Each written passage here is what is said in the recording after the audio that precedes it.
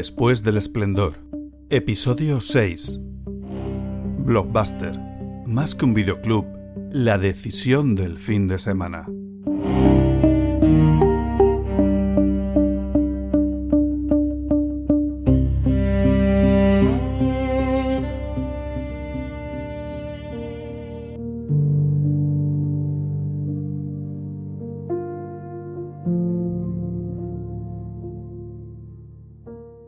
Cierra los ojos un momento. Es sábado por la tarde. Hay algo en el aire. Una mezcla de anticipación y de ritual. Tienes que elegir bien. Hoy toca película. ¿Te pones el abrigo? ¿Coges las llaves o la bici? ¿O simplemente bajas a pie por tu calle? ¿Sabes a dónde vas? Todo el mundo sabe a dónde va los sábados. Y las luces azules y amarillas de un rótulo enorme te reciben desde lejos. Empujas la puerta. Y entonces el olor a plástico o alfombra, a algo que ya no existe. Pasillos infinitos de cajas. Portadas que gritan. Decisiones imposibles. Bienvenido a Blockbuster. Y bienvenido a mi podcast. Hoy te voy a contar el ascenso, el esplendor, la grieta y lo que queda cuando todo se apaga. Hoy acompañamos a la cadena de videoclubs más grande de la historia humana. Una empresa que llegó a tener más de 9.000 tiendas en el mundo, que empleó a más de 80.000 personas, que fue comprada por 8.400 millones de dólares. Y que acabó siendo adquirida en quiebra por apenas 320. Pero sobre todo, una empresa que se convirtió en un lugar, en un sentimiento, en un sábado por la tarde que ya no volverá.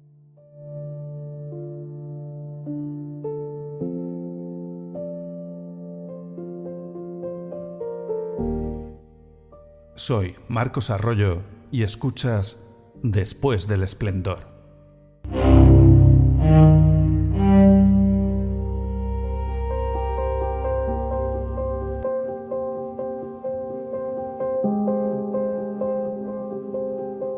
Para entender Blockbuster hay que comprender el mundo en el que nació. Corren los primeros años 80. El VHS acaba de ganar la guerra de formatos al Betamax. No puedo criticarlo. Yo compré un Laserdisc años después.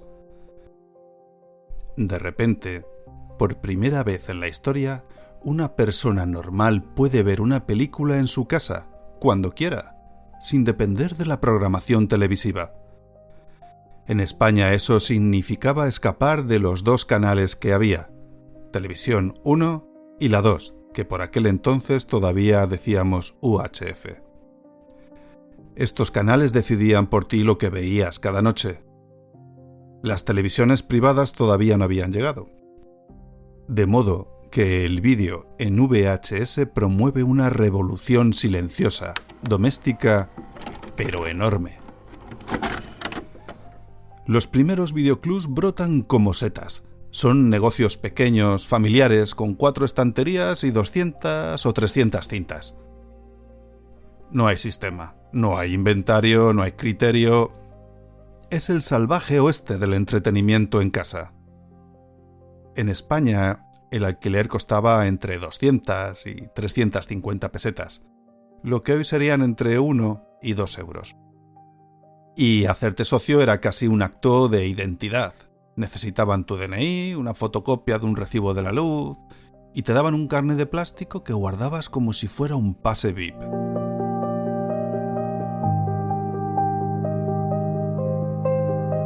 En Estados Unidos, el vídeo entra con fuerza a pesar de tener televisión a la carta. Poder ver una película con la familia o con amigos, pudiendo darle a la pausa para hacer más palomitas o traer más bebida, se convierte en una ceremonia social. Podías hacer un maratón de películas favoritas en pijama. Y en ese paisaje americano aparece un hombre llamado David Cook, ingeniero informático, ex desarrollador de software para la industria petrolera de Texas. Cook no es un cinéfilo apasionado. Es, ante todo, un hombre de datos. Y ve algo que nadie ha visto todavía. El videoclub del futuro no es una cuestión de películas, es una cuestión de gestión.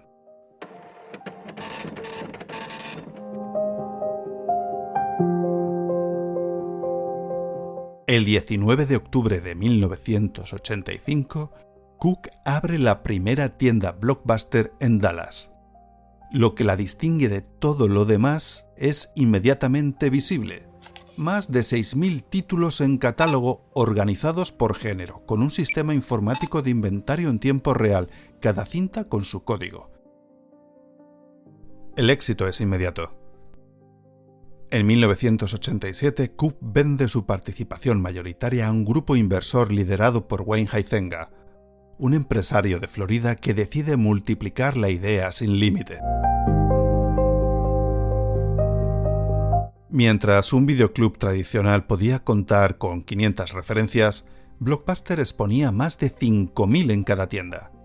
Y a diferencia de los pequeños videoclubs, que pagaban una cantidad elevada por cinta y después recuperaban lo invertido gracias a los alquileres, Blockbuster llegaba a acuerdos directos con las productoras. Obtenía las películas en lote a menor coste y se quedaba con el 60% de los ingresos. Además, y esto es importante, exponía todo su catálogo en las estanterías.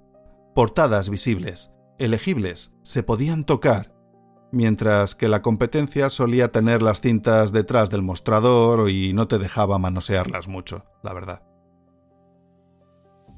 Ese mismo año, Blockbuster gana un juicio que le permite alquilar videojuegos.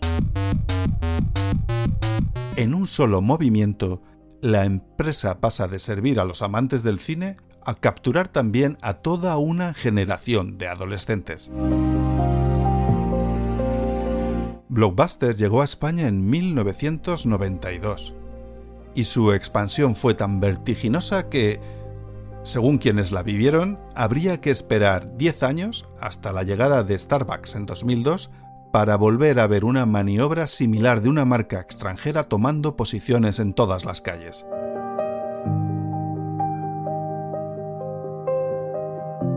Sus locales no eran videoclubs, eran naves.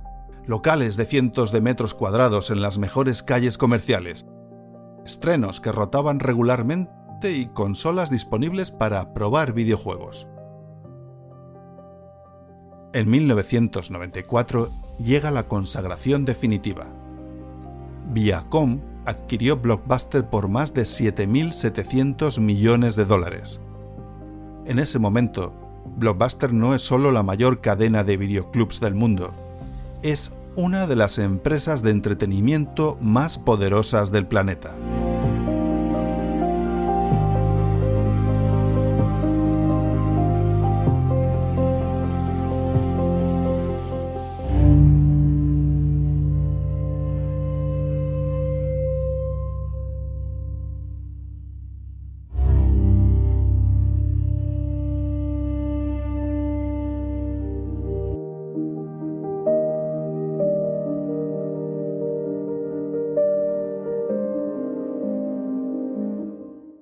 Hay un momento, entre mediados de los 90 y el año 2000, en que Blockbuster es simplemente parte del tejido de la vida cotidiana. No necesitas explicarle a nadie qué es. Todo el mundo lo sabe. Todo el mundo ha estado allí. Blockbuster no solo vendía películas. Blockbuster vendía una experiencia familiar. Y eso es algo que ningún dato de negocio puede capturar al detalle. El sábado por la tarde, la familia al completo se subía al coche o iba dando un paseo. Los padres miraban una cosa, los hijos otra. Y alguien tenía que mediar para no volver a casa con 4 películas que nadie quería ver. Había que llegar a un acuerdo. Y era complicado. En el catálogo de Blockbuster Había thriller para los mayores, comedia para los del medio, animación para los pequeños. Y siempre algún título reciente que habías visto anunciado en la tele y que llevabas semanas esperando. Títulos como El Rey León, Jurassic Park, Titanic, Forrest Gump. Llegaban a los blockbusters poco después de su paso por los cines. Y encontrarlos disponibles en la estantería era casi una pequeña victoria doméstica. Más de uno de los que escuchan lo recordará. Había un ritual. La familia entraba en el blockbuster. Os separabais. Se recorrían los pasillos cada uno por su cuenta. Había un tiempo para tomar una decisión. Se negociaba, porque se podían haber descubierto títulos que no estaban planeados. Las portadas de las películas de terror en la sección del fondo, los estrenos en los expositores de la entrada, casi siempre agotados. El empleado, que conoce de memoria el catálogo y que cuando ya seas adulto, entenderás que era un cinéfilo perdido, en un trabajo de fin de semana que, sin embargo, te recomendó 3 de las mejores películas que hayas visto en tu vida.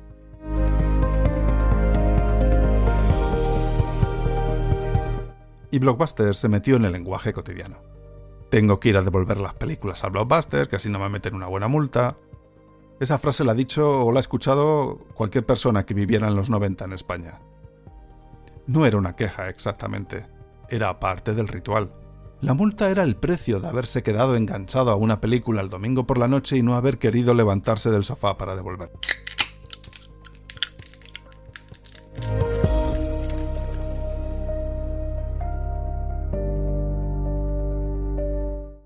En España alquilar en Blockbuster costaba alrededor de 500 pesetas, frente a las 250 o 350 del videoclub del barrio.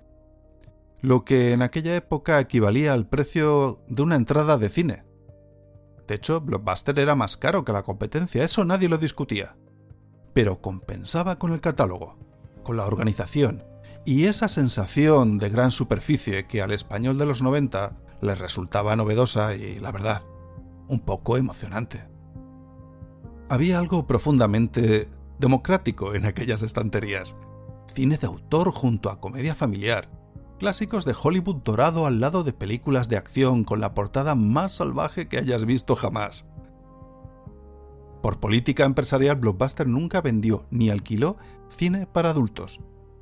Era explícitamente una cadena familiar, y lo era de verdad. En 2004, Blockbuster contaba con más de 9.000 establecimientos a nivel mundial y controlaba el 25% de la cuota de mercado mundial de videoclub. 9.000 tiendas. Un ejército azul y amarillo desplegado por todos los continentes. Una presencia tan omnipresente que parece imposible imaginar que pudiera desaparecer.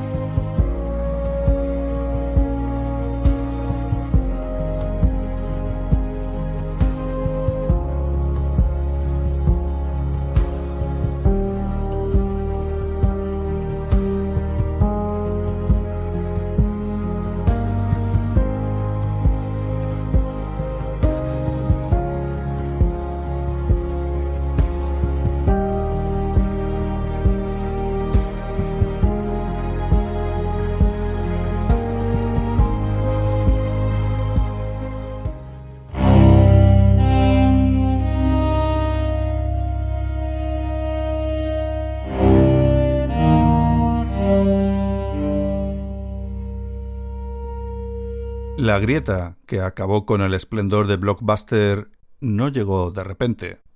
No fue un solo golpe. Tuvo varios frentes a la vez. Y casi nadie lo notó a tiempo. La primera, las multas. Devolver la película con retraso tenía un coste. En España, los testimonios hablan de sanciones que podían llegar a las 1.000 pesetas por semana de demora. Para los que no habéis conocido la peseta, estamos hablando de lo que costaba el menú del día, de aquella época, y además uno de los buenos. O 3 alquileres completos en el videoclub de barrio. era mucho. Era suficiente para que el domingo por la noche hubiera una pequeña discusión familiar sobre quién se encargaba de devolver la película antes de que cerraran. Y eso que habían puesto un buzón para que fuera más sencillo.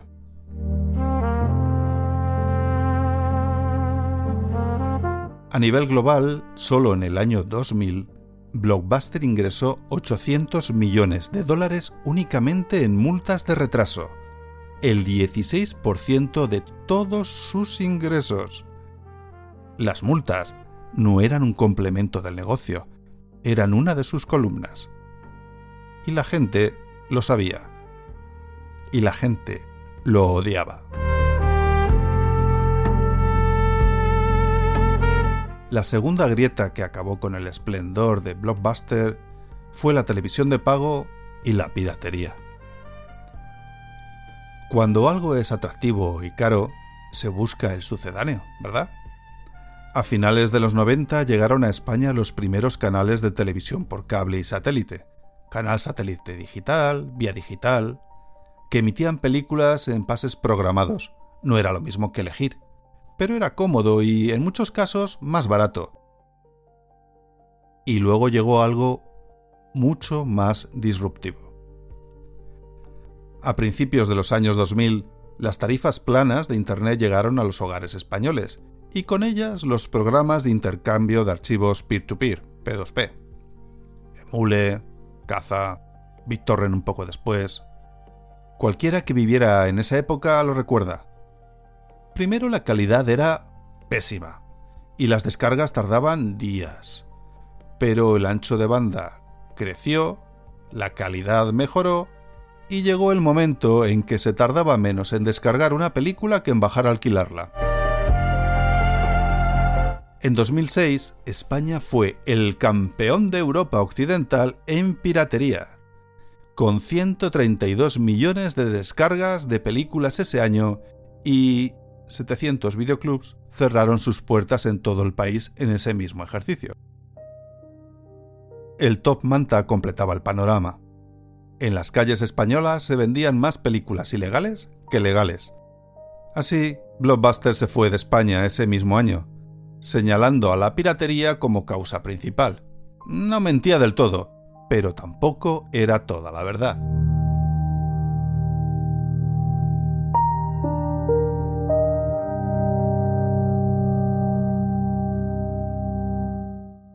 El tercer culpable del fin del esplendor de Blockbuster puede que lo tengas en casa. Netflix. Aquí llega la historia que ha quedado para los libros. La historia oficial dice que la grieta empezó con una multa de $40. Dice que un cliente de Blockbuster llamado Red Hastings devolvió tarde Apolo 13. Y el problema no lo tuvo Houston. Este hombre pagó la multa furioso y tuvo una revelación que le llevó a fundar Netflix. Es un relato perfecto, tan perfecto que el propio Hastings ha reconocido después que probablemente no ocurrió exactamente así.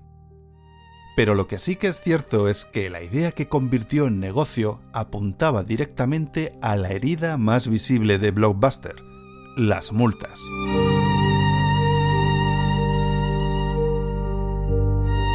Netflix nació en 1997 con dos ventajas que Blockbuster no podía igualar sin destruirse a sí mismo. Las películas llegaban a casa por correo y no había cargos por demora. En el año 2000, los representantes de Netflix solicitan una reunión con la cúpula de Blockbuster. La propuesta sobre la mesa es venderles Netflix por $50 millones. El CEO de Blockbuster, John Antioco, escucha, yo creo que sonríe, y declina la oferta. Netflix les parece una curiosidad, pero no una amenaza. Esta decisión ha pasado a la historia como uno de los errores empresariales más costosos del siglo XXI. Porque lo que Blockbuster rechazó por 50 millones acabó valorándose en cientos de miles de millones. Y sí, Netflix no solo sobrevivió a Blockbuster, Netflix acabó literalmente con Blockbuster. Primero le robó los clientes, luego le robó el modelo de negocio y, para rematar, estuvo presente como testigo silencioso cuando Blockbuster firmó su quiebra en 2010.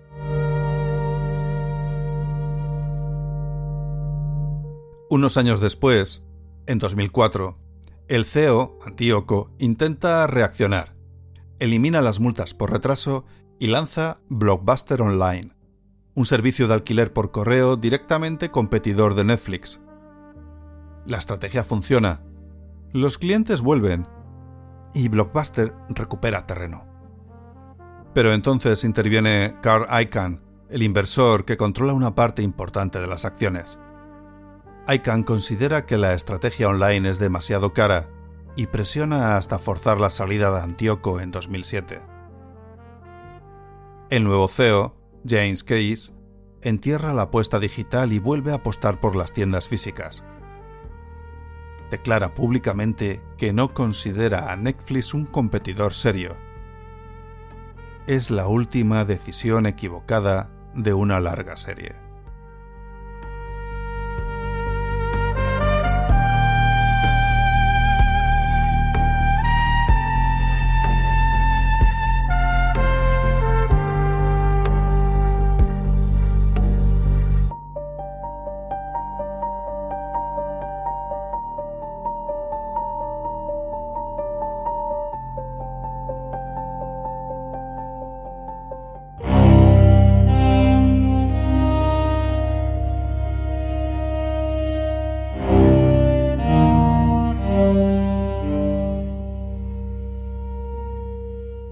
El declive, cuando llegó, fue rápido y brutal. Desde finales de los años 2000, Blockbuster perdía clientes cada trimestre sin poder detener la hemorragia. La deuda acumulada desde la compra de Viacom pesaba como una losa. La estrategia digital había llegado tarde y mal. Y Netflix, que ya había superado los 10 millones de suscriptores, empezaba a dar el salto definitivo al streaming. Ya no hacía falta ni los sobres, ni el correo, ni esperar. La película estaba ahí, en la pantalla, en el momento en que la quisieras.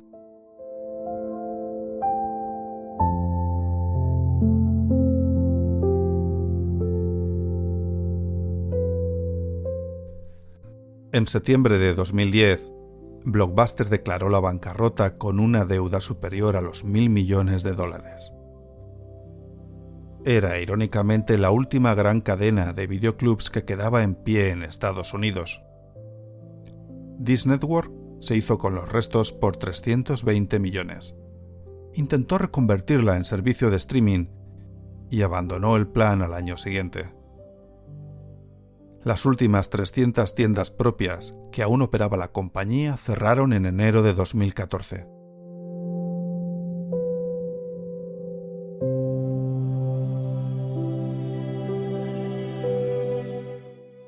Tienda a tienda, ciudad a ciudad. El cierre tenía algo de funeral lento. La gente hacía fotos en los carteles de liquidación. Alguien siempre compraba algo, una película, un cartel, un expositor vacío, como quien rescata una reliquia antes de que lleguen los demoledores.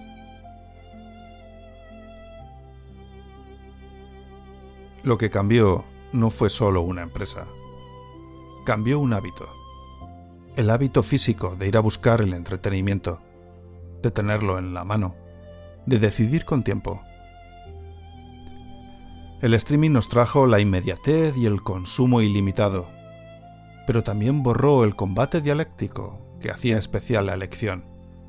Esas pequeñas discusiones a contrarreloj que afianzan los lazos familiares. Hoy la decisión sobre qué ver puede aplazarse indefinidamente porque siempre hay más. Antes la decisión se tomaba en el pasillo del Blockbuster, con la caja en la mano, y ya no había vuelta atrás. Pero después del esplendor de Blockbuster, quedó uno. Quedó un Blockbuster en Bend, Oregón, una pequeña ciudad de 80.000 habitantes en la costa oeste de Estados Unidos. El último Blockbuster del mundo sigue abierto. No pertenece a ninguna corporación. Es un franquiciado que se negó a cerrar. Tiene sus propios canales en redes sociales con cientos de miles de seguidores, su propia tienda de merchandising, su propia mitología. La gente viaja desde todos los rincones del país para visitarlo como si fuera un monumento. Y lo es. Es una atracción turística, un santuario. Se ha convertido en el Blockbuster de Bend, así, en mayúsculas, como si fuera un lugar único en el mundo. En 2020, durante la pandemia, con medio mundo confinado y los servicios de streaming saturados, la tienda de Bend colgó en sus redes un mensaje que se hizo viral. We are open, stay safe. Estamos abiertos, cuidaros. El mundo entero lo encontró emocionante, de una manera que ningún departamento de marketing podría haber diseñado. Sobre él se ha hecho un documental, The Last Blockbuster, 2020, el último Blockbuster, que explora qué significa que sobreviva ese único local en un mundo dominado por algoritmos y catálogos infinitos. Y todavía nos queda alguna cosita más de Blockbuster. Blockbuster vive en los memes. Esa foto del Blockbuster vacío etiquetado como «Yo mirando el catálogo de Netflix sin decidirme por nada». La nostalgia de los 40 y tantos que recuerdan el olor de las cintas y la tensión de elegir mal. En Internet, Blockbuster es ya un símbolo cultural del mundo analógico, el código abreviado de una época en que el entretenimiento tenía peso, textura y fecha de devolución. Y alguna curiosidad más. En 2022, Reddit, la red social, se convirtió durante semanas en el mayor accionista individual de la empresa holding que aún tiene los derechos de la marca.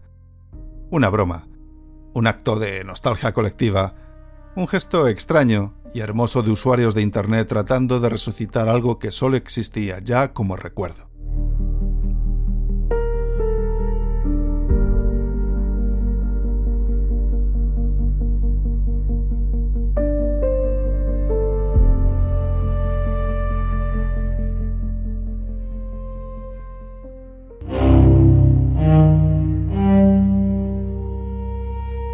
En este episodio te he contado que Blockbuster nació en 1985 en Dallas como una idea de gestión, con más catálogo, mejor organizado, mucho más eficiente que cualquier competidor.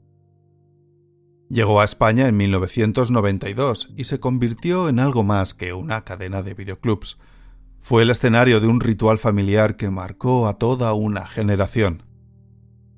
El sábado por la tarde, el viaje en familia, la negociación en los pasillos, la película elegida, la obligación de devolverla a tiempo. En 2004 tocó su cima con más de 9.000 tiendas en el mundo. Te he contado que su caída fue la suma de varias fuerzas. Las multas, que cabreaban a los clientes, la llegada de la televisión de pago, la piratería digital, que en España tuvo una virulencia especial, y sobre todo la aparición de Netflix con un modelo que eliminaba exactamente los puntos de dolor que Blockbuster había ignorado durante años. Te he contado cómo la oportunidad de comprar Netflix en 2000 por $50 millones fue rechazada. Netflix no solo prosperó, acabó con Blockbuster. En España las tiendas cerraron en 2006. La quiebra global llegó en 2010 y las últimas tiendas cerraron en 2014. Hoy queda solo una, el Blockbuster de Bend, en Oregón, que ya no es tanto un negocio como un lugar de memoria, un documental hecho edificio, la última prueba física de que aquello existió, y fue, durante un tiempo, el centro del universo de los sábados.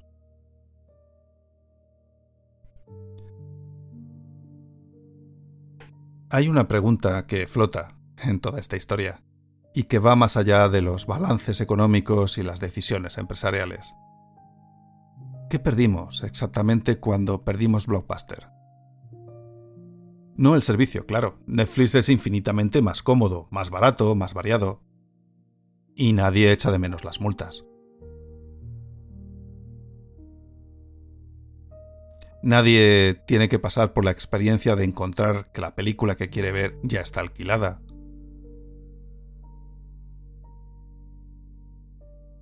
Y en España nadie echa de menos que Blockbuster te cobrara 500 pesetas por lo mismo que el videoclub de barrio de al lado te cobraba 350. Lo que perdimos es otra cosa. Perdimos un lugar de encuentro físico con el cine. Un espacio donde la elección era visible, se podía tocar y era social. Podías preguntar al de al lado si había visto esa película y tenías una crítica de primera mano. Era un lugar donde las carátulas importaban, donde el azar tenía protagonismo. Agarrabas una película, no sabías por qué la ibas a coger, simplemente a lo mejor porque la portada te llamaba la atención. Y a veces descubrías una película que te cambiaba la vida, por azar.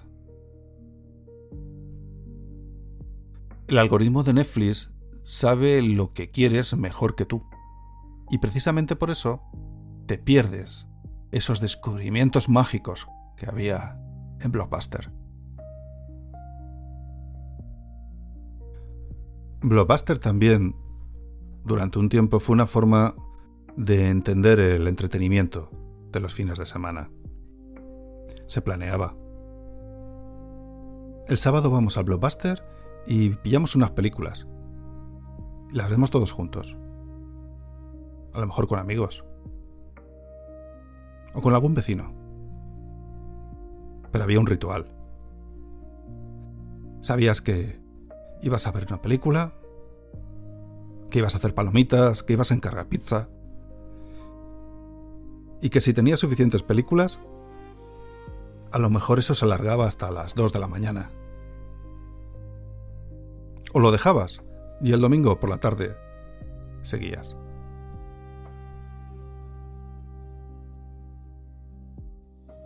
Y en España nosotros ni siquiera esperamos a que Netflix acabara con Blockbuster. Nosotros la matamos con el Emule y con el Top Manta. Fuimos campeones de las descargas ilegales.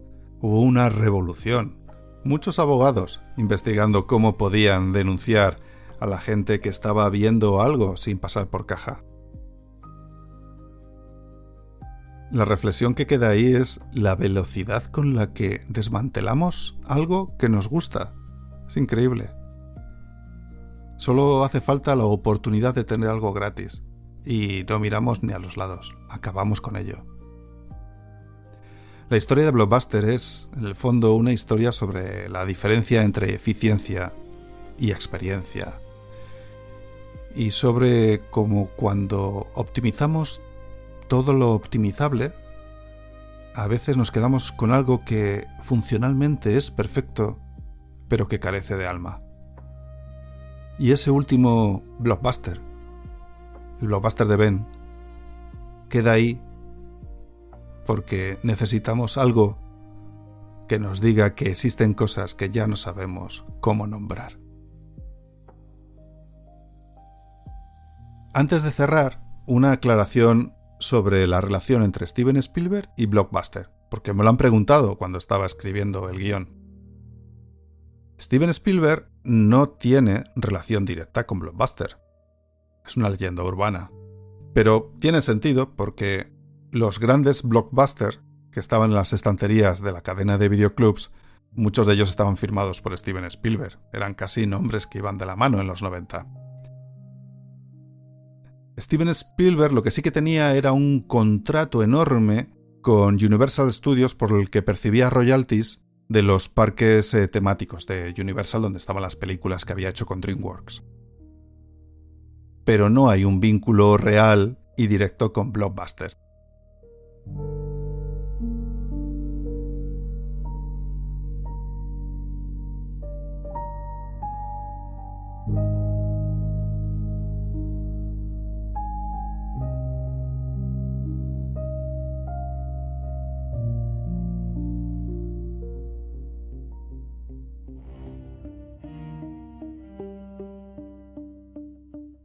Si este episodio te ha traído un recuerdo, una imagen, el tacto de la caja de VHS de un sábado de invierno, me encantaría que me lo contaras. Puedes encontrarme muy fácil en las redes sociales, @marcosarroyo, todo junto y con K. Marcos siempre con K. O puedes escribir un email a despuesdelesplendor@gmail.com y contarme qué te parecen los capítulos que has escuchado, alguna duda, o si te gustaría que te contara algo histórico que ya no tenemos. En 15 días, otra historia, otro esplendor, otra grieta. Y hasta entonces cuídate y elige bien tu película y suscríbete a este podcast en tu plataforma favorita. Soy Marcos Arroyo y esto ha sido Después del Esplendor. Gracias por estar ahí.